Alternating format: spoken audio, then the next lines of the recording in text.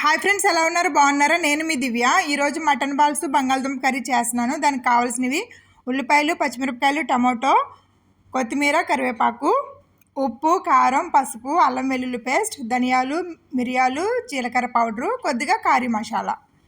ఇప్పుడు స్టవ్ వెలిగించి ప్యాన్ పెట్టుకుని ఆయిల్ వేసి ఆయిల్ హీట్ అయిన తర్వాత కొద్దిగా జీలకర్ర, కట్ చేసి పెట్టుకున్న పచ్చిమిరపకాయలు, ఉల్లిపాయలు వేసుకుని బాగా అటు ఇటు కలుపుకుని 2 నిమిషాలు గోల్డెన్ బ్రౌన్ వచ్చిన తర్వాత మనం ముందుగా చూపించిన అల్లం వెల్లుల్లి పేస్ట్ కూడా వేసుకుని 2 నిమిషాలు మగ్గనిద్దాం. ఉల్లిపాయలు బాగా మగ్గిన తర్వాత ఇప్పుడు కట్ చేసి పెట్టుకున్న బంగాళదుంపలు కూడా వేసుకుని 2 నిమిషాలు కలుపుకొని చూపించిన కరివేపాకు కూడా వేసుకుని మూత పెట్టుకుని 5 నిమిషాలు మగ్గనిద్దాం.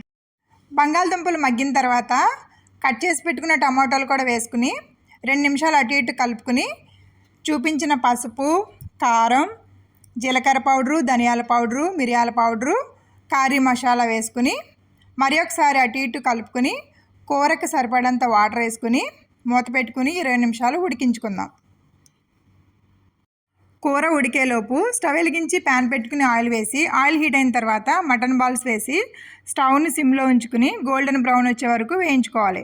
వేయించుకున్న బాల్స్ని మనం ముందుగా ప్రిపేర్ చేసుకున్న కర్రీలో వేసుకుని 5 నిమిషాలు మగ్గిన తర్వాత ఆ కర్రీలో కొద్దిగా కొత్తిమీర వేసుకోవడమే. అంతే ఫ్రెండ్స్, ఎంతో టేస్టీ అయిన మటన్ బాల్స్ బంగాళదుంప కర్రీ రెడీ. ఇలాంటి మరికొన్ని వీడియోల కోసం మన ఛానల్ని సబ్స్క్రైబ్ చేయండి. బాయ్.